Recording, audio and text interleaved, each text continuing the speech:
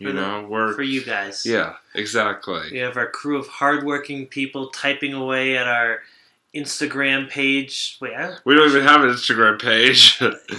We have a Twitter. We have a Facebook page. We have a whole crew of people. It's like a big budget production. They're actually like these really high quality HD cameras around us. We're being filmed actually at a really top quality studio. I think like CBS, like one of those. Where are they? They're in the walls. See those picture frames? They're actually hitting cameras in there, recording us right now. Yeah. That's creepy. It is a little creepy. It is a little creepy. Yeah. I don't know why we went for that. We could have just had a real crew and everything in the studio, but I don't know. I guess it was we went the more. But that wouldn't have been. That would have just been so boring. This way it's exciting,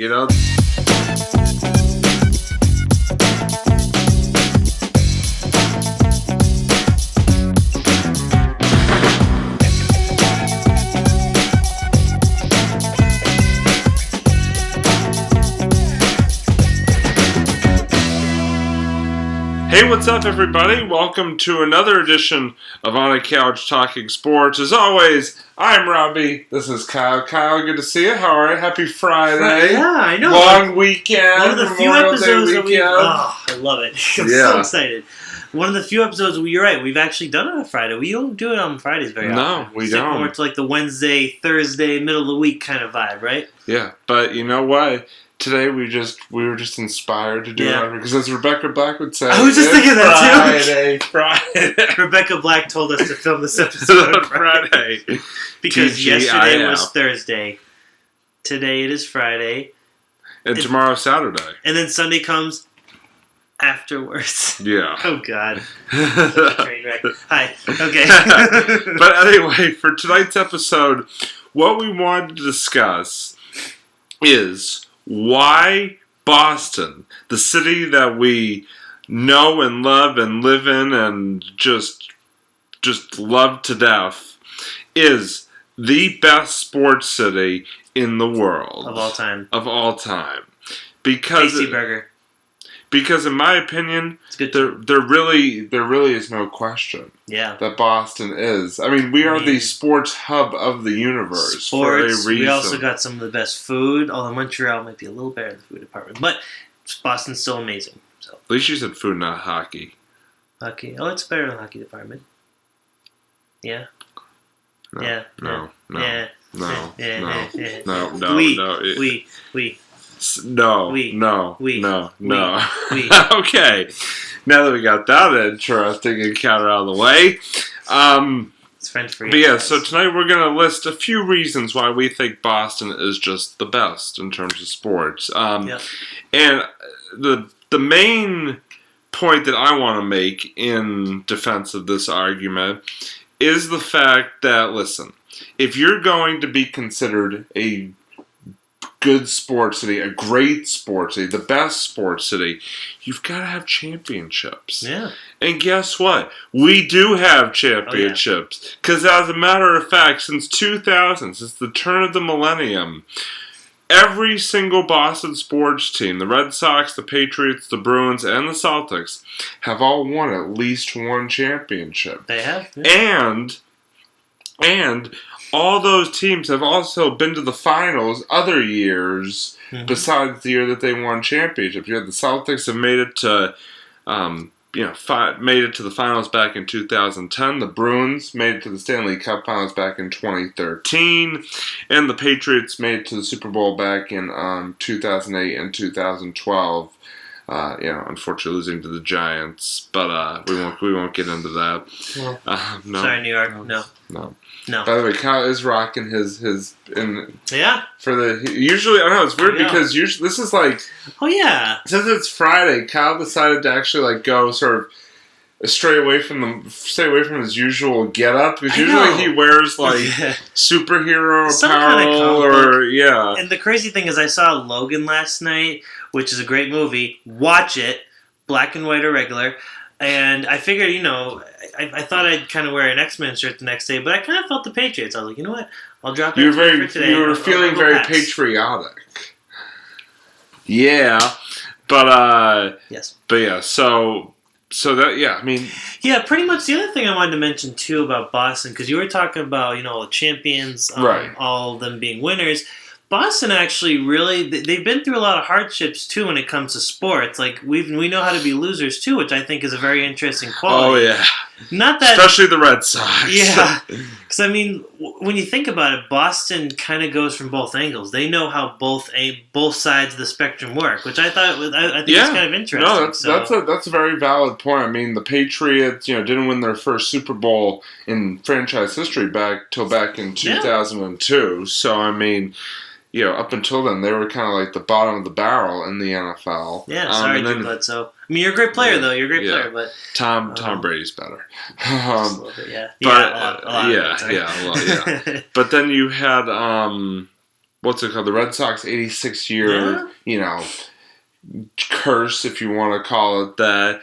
The Bruins, basically went from 1970 to 2011 before they won a cup, and the Celtics were a little bit better because the Celtics went back in '86 and then won again in 2008. So the Celtics had a little, but even then it was over 20 years in between championships. So we certainly know how to win and we know how to lose. But the other thing is just the history of our city in terms of sports. It's such a rich history. All four teams, all four major pro sports teams here are like part of the original groupings of teams within their respective leagues. I mean, all the teams have been around for 100 years, over 100 years or so, basically. So it's like we have the championships, we have the history, we have the players. I mean, as recently as David Ortiz and Tom Brady, obviously. To back in the day, Drew Bledsoe and Carlton Fisk and Jim Rice and Bobby Orr and Larry Bird, Bill Russell, and the list goes on and on. I mean, if you just look at those sort of three categories just right there compared to most of the other cities out there, it's not even a question. It's not even a debate. And so, I mean, I just think that just because like the history, the championships, the history of the stadiums here, Fenway Park, one of the oldest ballparks in the country, TD still standing strong. They had to do a couple renovations here and there, but it's still there. It's still the original, frame of it. But I mean, yes, TD Garden and Gillette are a bit newer, but at the same time, I mean, we have such great sports venues here. I mean, people come to the city to, in part, watch sporting events. Watch the Red Sox and the Bruins and the Celtics and the Patriots. I mean, it's just you can't compete with that. No, I agree. Yeah. Do you have any other points that you think? Well, aside from, we got the best weather. We got the best of both worlds. We got the icy cold winters, and we got the really warm summers for baseball and everything. So I think we got actually also the best sports weather for the most part, aside from when it rains the entire month of April. But it's been very rainy this year. That is true. Even May, this month I feel like every week has had just copious amounts of rain. Ridiculous. Yeah, I mean, listen, Boston is.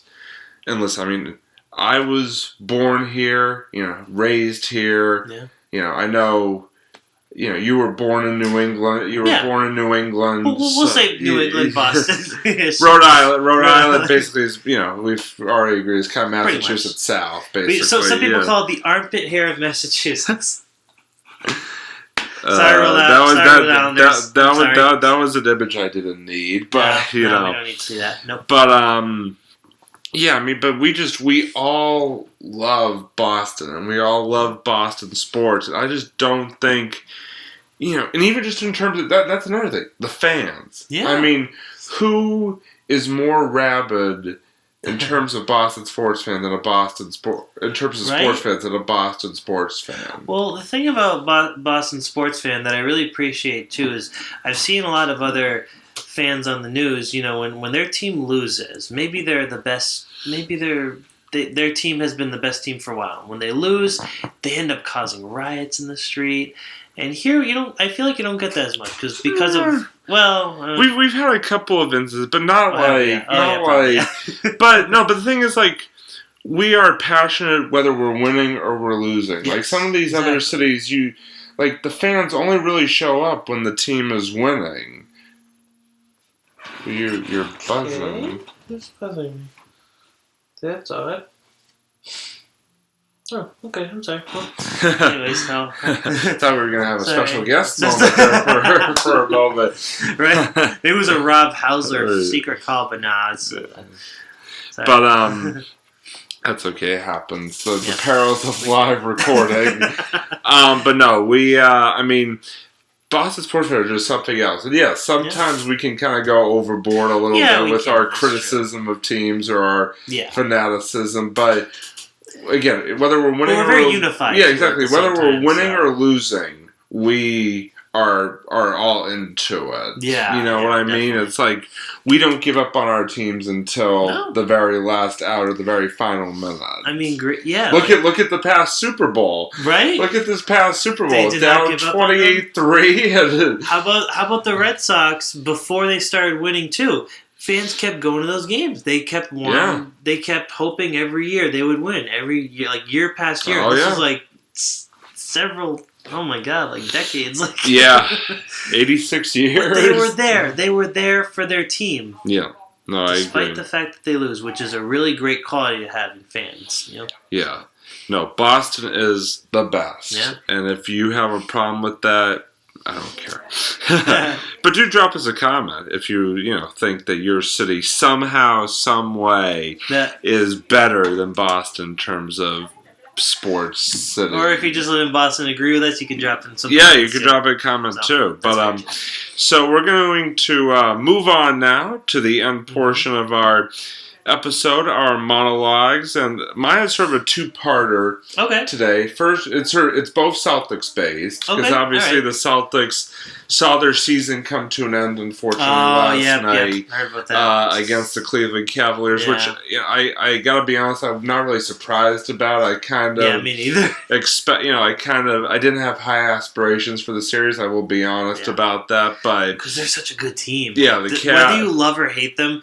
They're an amazing team. The Cavs are in a league of their own, that's for sure. And the Celtics season unfortunately came to an end. But I just wanted to say, it was a great season for this team. The fact that they won not one but two playoff series and advanced all the way to the Eastern Conference Finals, which is what people expected from them, is a big step in the right direction for this team. And I just think that they have a lot to be proud of and a lot of reasons to be optimistic going forward as we head into the 2018-19 or the 2017-18 season next year. The other thing I wanted to touch on is that the Celtics, for those of you who don't know, got the number one pick in the NBA draft that's coming up. I heard about that. And I just want to say, listen, I trust Danny Ainge. I trust him to make the right selection. But there is one player that I absolutely do not want the Celtics to pick in the NBA draft, and that is Lonzo Ball from UCLA. And part of that is because of his father, LeVar Ball, who literally is a crazy person. If you haven't heard some of the stuff this guy has said, go on YouTube and search LeVar Ball. You could find it pretty easily. He's literally said he could beat Michael Jordan in a one-on-one game. And I've seen video of LeVar Ball playing pickup basketball. It's not a pretty sight. Something is certifiably wrong with this man. And also, Lonzo Ball has basically told us he doesn't want to work out with him because he wants to go to the Lakers. Fine! Let him go to the Lakers! We don't want you here! Boston Sports don't want to have to deal with you and your crazy entourage and your crazy father. Danny Ainge, if you are listening to this, please, I beg you, do not take Lonzo Ball. Please. Whatever you do not take Lonzo Ball.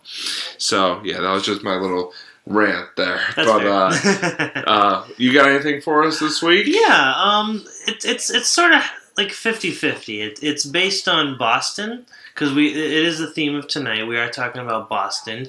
It's not 100% sports though. I will warn you ahead of time. but it's not about comic books. Surprisingly enough, too. So I want to talk about really quickly. I'm going to go to this really cool event, Boston Calling. I knew that's what you were going to say. Yeah. I knew that's what you were But going it to has say. some little bit of sports. No, it doesn't. Because, well, no, it's it doesn't. Harvard Stadium. I'm still going to keep going. I don't care. No, it doesn't. Anyways, so Harvard Stadium is going to be right there. Nothing to do with it. There's Doesn't three matter. big stages. You got a whole bunch of artists. It's a lot of fun. You get some food trucks. I'm going tomorrow. Although a lot of people are buying 3-day passes, but if you're gonna buy a 3-day pass, get ready to spend $300. You have $300? I'm not speaking to you. Of course you don't. You just stick with the 1 day. Just stick with the 1-day pass. All right. So that's what I'm pretty much gonna do. So yeah, it's gonna be a lot of fun. A lot of bands. Mumford & Sons gonna be tomorrow, so I will be there seeing them along with the XX. And tonight, I was thinking about tonight, but I was gonna be too tired. And yep, Robbie's officially left the show. He's walking off. So that's gonna be one really cool Boston. I'm sorry, I just had to go for a little walk there. And yeah, that's about it. So if you guys plan to go, have fun. Otherwise, then enjoy the rest of your Memorial Day weekend, whatever you do, barbecues or whatnot. So yeah. So Robbie's basically probably going to kick me off as the co-host, isn't he? I hate He's going to find a new one. I hate you so much right now. By the way, if anybody wants to audition to become a new co-host on a Couch Talking Sports, auditions are open. Send in your tapes, please. I need somebody that actually knows what we're talking about. Yeah, you don't even deserve to wear this Patriot shirt. Oh, no. Okay, good. But anyway, that's going to do it for this edition of On a Couch Talking Sports. For Kyle for now, I'm Robbie, signing off. We will see you next time, or at least I will, on a Couch Talking Sports. Goodbye, everybody.